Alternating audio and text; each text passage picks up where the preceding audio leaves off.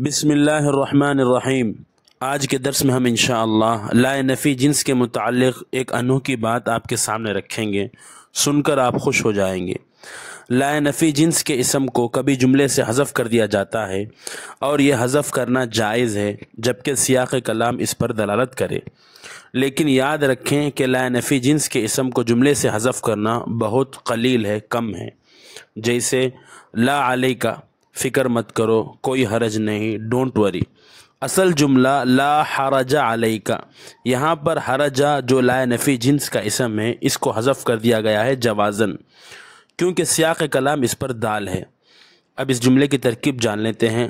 ترکیب: لا نفی جنس سے، حرجہ اس کا اسم ہے، محذوف ہے، علیکہ جار مجرور مل کر ثابتن کا متعلق ہو کر لا نفی جنس کی خبر، لا نفی جنس اپنے اسم و خبر سے مل کر جملہ اسمیہ خبریہ ہوا۔ اور کبھی لا نفی جنس کی خبر کو جوازن حذف کر دیا جاتا ہے جبکہ سیاق کلام اس پر دال ہو، لیکن یاد رکھیں کہ جس طرح لا نفی جنس کے اسم کو جملے سے حذف کرنا بہت قلیل ہے، کم ہے، اسی طرح لا نفی جنس کی خبر کو جملے سے حذف کرنا بہت زیادہ کثیر ہے۔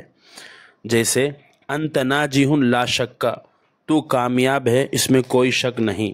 اصل جملہ ہے انت ناجح لا شک فی ذالک۔ اس مثال میں فی ذالک یہ خبر ہے لا نفی جنس کی جس کو جوازن حذف کر دیا گیا ہے، سیاق کلام اس پر دال ہے۔